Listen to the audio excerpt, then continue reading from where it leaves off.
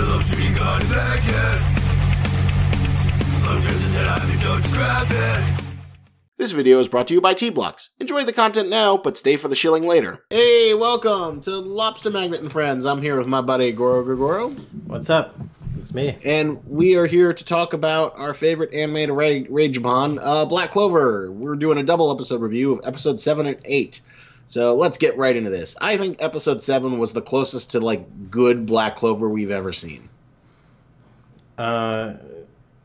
Remind me again. Oh, that was when That's the girl's where magical powers went crazy. Yeah. It's the one where, you know, the fire guy's, like, showing him around the castle. I thought that was fun. This is the girl's room. This is the place with the monsters. This is stuff changes all the time. You know, they were having fun, and I was kind of having fun. And then they have the bitchy tsundere girl who's like, I'm from a royal family, but I can't use my magic powers. Great. Yeah. And it's not, like, a great, like, piece of storytelling. But, you know, I like the fact that the captain throws him at him, and it's like, oh, let's go use this little guy. It felt like whatever charm that's inherent in the manga, despite how derivative it is, was there. That, like, it goes at a steady clip. It's fun. The characters are having fun. You're having fun, kind of, even if you're not being engaged as, like, something as well as, like, you know, Promised Neverland when it's good, and My Hero Academia, or, you know, One Piece when Oda's firing on all cylinders. Yeah, I mean, as long as the characters were like fun and charming, and like the story was going at a steady pace, like, you know, it's fine. Like, it's fine as a background noise, like anime, and yeah, like, I don't think in the best whatever Black Clover I'd ever recommend it to anyone, but I think episode 7 was like, you know, it adapted a whole chapter of manga. It moved along at a steady clip. It felt like what the series should be if it was operating at full capacity versus the sort of stilted, terrible fillerness that we've come to associate with it. Yeah, definitely it definitely didn't need those filler episodes at all in the beginning. Like, we should have just got to this content really quickly. I really wish it kept at the pace of, like, how it probably was in the manga. Yeah, because I'm sure, like, you know, the manga is not brilliant, but, like, it moves fast enough that, like, oh, here's the big captain guy. He's fun. He smokes all the time. He's like, oh, I want to take a shit. I'm so cruel, and everyone loves him. And, you know, all the one-dimensional characters are a little bit more fun because, you know, they're so speedy that, like, you don't really have to worry too much about it. Yeah. Probably my favorite character so far is, like, the delinquent character. The one who has the fire magic. Yeah. Do you like the scene? I forget if that was the first or second episode that we saw. No, it was in the second one where he has his little punk broom. Yeah, or he has the punk broom. That's the 8th episode. Yeah, like, little elements like that help make it feel a little bit more unique in the fact that, like, everyone's on brooms, but this guy has a broom and it looks like this motorcycle thing, and that helps, you know, the series kind of, like, have a little bit more personality than it does now. Yeah. Like, the delinquent theme is, like, kind of, like, you know, reiterated over and over again. It's not, like, too repetitive. It just feels kind of funny to, like, you know, keep on telling that same joke. Like, you're a delinquent, you know. He has, like, carries a baseball bat. He does have, like, magic. The same sort of appeal that, like, Renji had in Bleach. You know, the guy who's kind of cool. He looks really, you know, Renji comes in. He looks so badass. He's got this, like, cool extendo blade. He's got all these, like, freaking tattoos all over. He's got this sort of, like, tough guy demeanor, and then he sort of loses it as he gets his ass handed to him over the course of, you know, several story arcs. But, you know, that's what it feels like this guy's, like, supposed to be. He's like this, oh, I'm the big... And, you know, he definitely has a lot more personality and distinctiveness than many of the other characters we've seen. But he's also... He's very, like... In some ways, he's different from Renji, because, like... like, he seems like he's very obedient. Like, the picture you sent me where he's, like, lighting a fire so... What's his name can smoke a cigarette on the toilet. Like, he's very obedient to his, like, you know, his sensei. even while being a delinquent. It's just kind of funny. He's very dedicated to his thing, and that's the idea is that like the whatchamacallit guy is so badass that he's able to keep all these guys in line, even though they're the worst magical squad, and their base is like this transforming nightmare hellscape that's always changing because they're all just so disorganized. Yeah. Kind of a strange dynamic. You wonder how like all those characters like can even be in a squad together. And, like, still function. It's no different than like freaking oh my god, the Straw Hats are such weirdos. How do they get along? And like in pretty much every freaking like shonen manga, it's like most like members of like whatever the group or the party is like, oh my god, how are the weirdos of Class 1A gonna like get along? Oh, they're not really outcasts. They're treated as like, oh my god, these are the best of the best, even though they have like the grape guy who's terrible at everything. Well, I guess to me it's like they kind of like threw in all those weirdos all at once. Like there's no there's no really straight character, like straight edge character. Well, you could say all like the three guys that kind of look the same are kind of like a little bit more conventional, maybe. What, like the guy who's obsessed with his sister, the guy who's guy. Really energetic, obsessed with fighting. Fighting, and then the guy who like does teleportation crap. And he's like obviously like some kind of womanizer as well. Yeah, who's exactly. Like constantly hitting on like tsundere girl. But I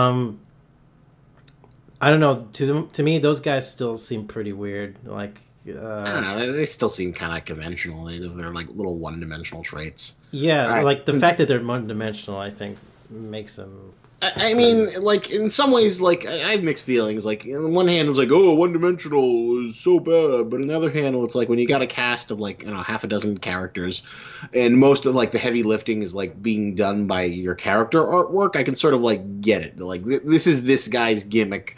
So, okay, we don't need to have him be a well-rounded character. Just, like, use his gimmick in fun ways, and don't overuse it to the point where, like, I groan to see them. Yeah, exactly. Mm-hmm.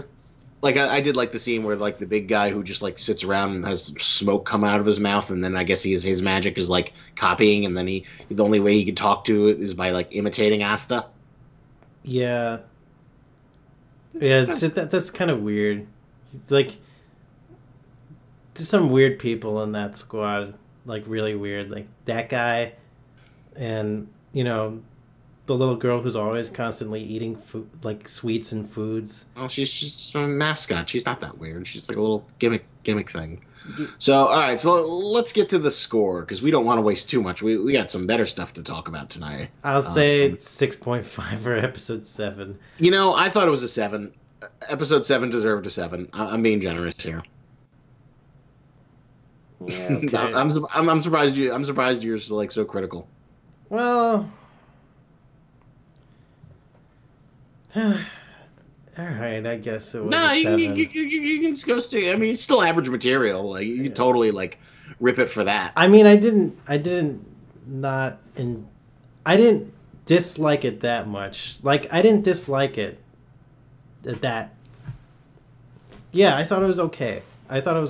So maybe I should give it like 7 because I saw the story going somewhere, but.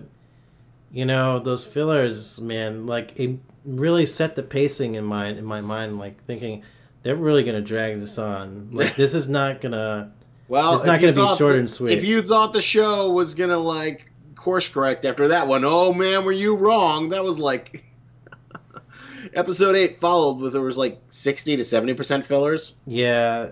Episode 8 was kind of like it dropped it back to like oh my god, that was a 5. Terrible. Like that was 100% a 5 because it's like okay, we've introduced everyone. We have the tsundere love interest. Asta's like proven himself by like showing that like I think you have awesome magic and I don't care that you can't use it well. I appreciate you. Okay, fine, great. Get them on their first effing mission. Naruto didn't waste much time, after Team 7 was formed, like getting them to the country of the waves and getting shit started. You want to get them out of that village base, whatever, and have them do shit. Just get them and like beat some tier 1 strawmen, and that's what happens in the manga. So, this kind of makes me think about like how would we view Naruto now, because I think some of the pacing is somewhat similar to what Naruto it's 100% following the Naruto playbook that Kishimoto set up. But you got to remember that the anime specifically, because like there were like lots of like random flashbacks throughout the fights with like Zabuza and between Zabuza and Kakashi and. Well, I think they're definitely drawn out. There's, even in like when Naruto was at its peak, which was like the part 1 stuff, there was definitely like one thing I would have to do to like give a full establishment of that would be to like look at the manga, see how that manga is paced for that arc, and then rewatch those episodes, because those episodes were definitely extended. Probably for some reason in my memory, I feel like it wasn't as painful as what we saw Black Clover. Yeah. But yeah, you're right though. It was definitely like probably not like as good as it could have been. Yeah. It also makes me curious, like, what if we were to review Naruto instead?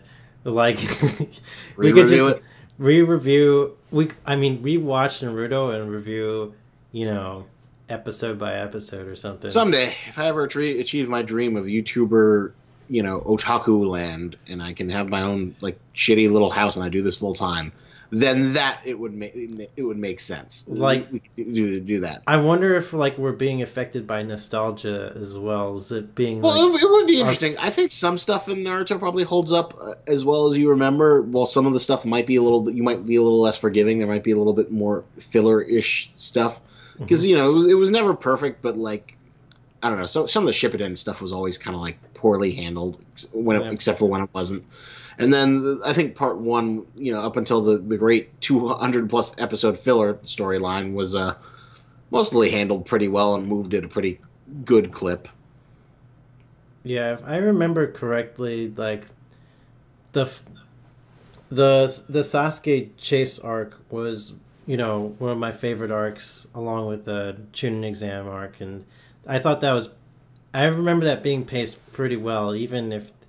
Like, there's some parts that maybe dragged on a tiny bit. I feel like they were pretty on their game. Like they had things moving pretty smoothly with the Chunin exams to the tournament arc to the big tournament arc to leading into the Konoha Crush arc. I always thought that that was really well plotted, and around every turn, Kishimoto was introducing like some new element that made the mythology feel bigger. You were introduced to Orochimaru. You were introduced to the fact that Orochimaru was working in conjunction with the Sand Village, and then what just started as like ninja SATs becomes this sort of Lord of the Rings-esque generational epic power struggle as the fate of the Leaf Village comes into the balance and the Sand Village tries to attack them, and it becomes this like bigger thing, and then it all culminates with the Hokage fight, and then you get a little bit of a taste of the legacy of the first and second Hokages, and Orochimaru and Tsunade and Jiraiya's backstory and how it all fits in to Sarutobi's eventual death, and it feels like the best shit in the world. It feels great. Yeah.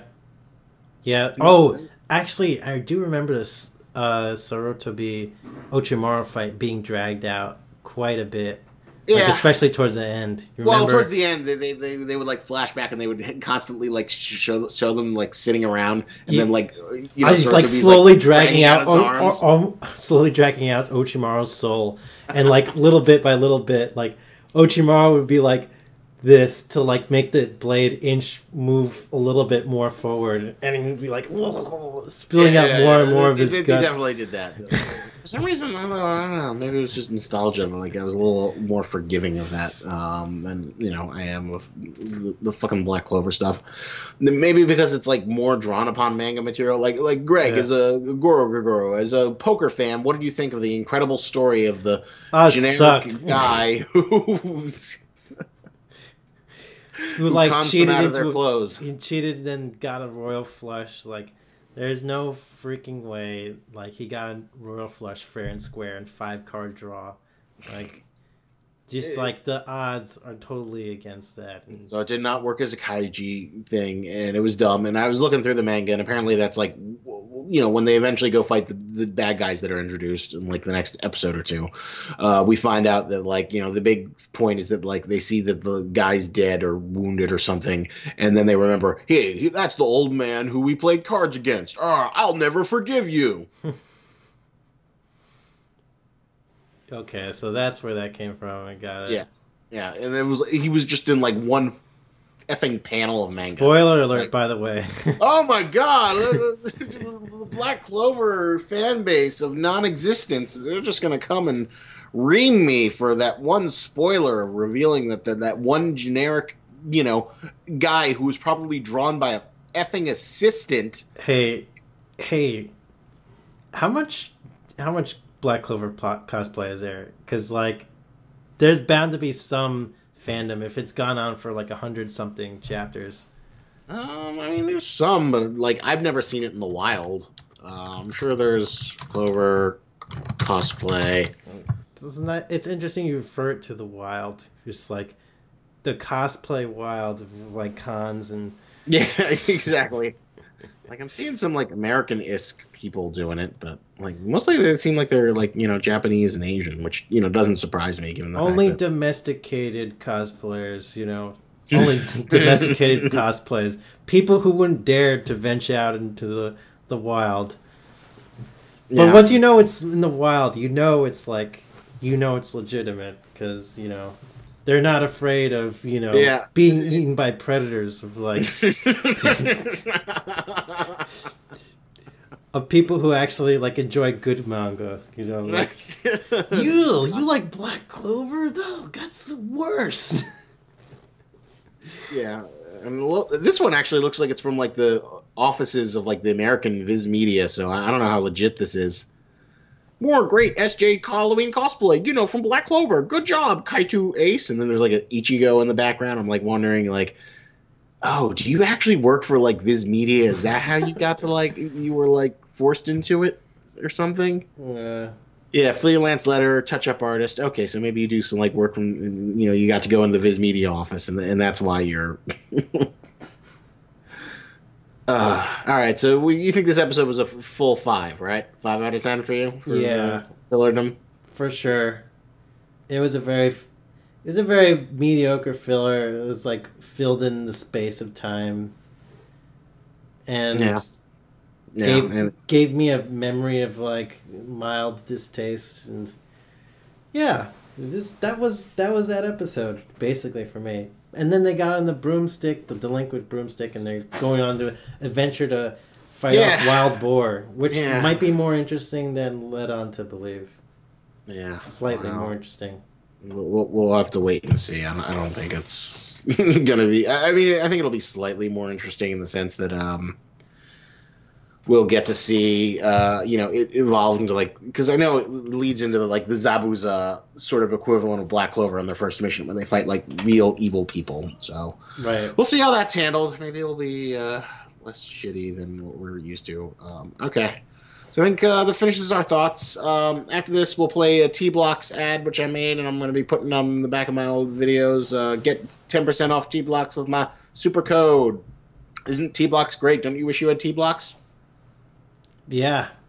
And stay tuned. Once I figure stuff out, we're probably going to have some sort of contest where we give you free T-Blocks. And this will be a contest we can win, or you can win, because of the fact that, there's probably like 2-3 people who consistently comment on these videos. I looked at the T-Blocks site like once, and it was the best thing ever, right? I forget what it was exactly. I mean, there's like T-shirts and stuff, right? Yes, it's T-shirts. Yeah, I'm sure they're great T-shirts. They're the best T-shirts. They're better than anyone else's T-shirts. Yeah. Who knows? Maybe you can go see if they have Black Clover T-shirts, and then get your Black Clover T-shirt, and then share it with us, and we'll be like, oh wow, this guy's wearing a Black Clover T-shirt. Good for you. All right, so thank you. Remember, like, comment, subscribe, all that good stuff. Use my code, and remember, lobsters and tennis, but don't you grab it. Do you like clothes but hate shopping? Then T-Blocks is the subscription service for you. But I know what you're thinking. But Lobster, how is that any different than Loot Crate or the other subscription services? Well, T-Blocks sends you t-shirts, which is clothing, which is actually useful, unlike the useless swag junk that Loot Crate keeps peddling on gullible schmucks. And this isn't just knockoff brand crap. T-Blocks hooks you up with licensed shirts for all the stuff you love, because you need clothes. How else are you going to keep your puny human man flesh protected from the elements? T-shirts are useful for any occasion. Wear them, give them to friends, give them to enemies, knit them together, make a quilt. T-shirts are life. And you know the best part? It'll only cost you $6.99. That's right, you can get 12 shirts sent to you for once a month for only $6.99. And you know what? If ultra cheap licensed goods are too basic for you, then there's also the Community T-Block set, which features original designs from the best up-and-coming artists, so you can keep that hipster street cred. But I'm here to save you even more money! Use the code LOBSTERTBX at checkout, and you'll save 10% on any order. Be a t-shirt wearing god amongst mortals. Use the power of the most expensive seafood to get you the cheapest t-shirts now!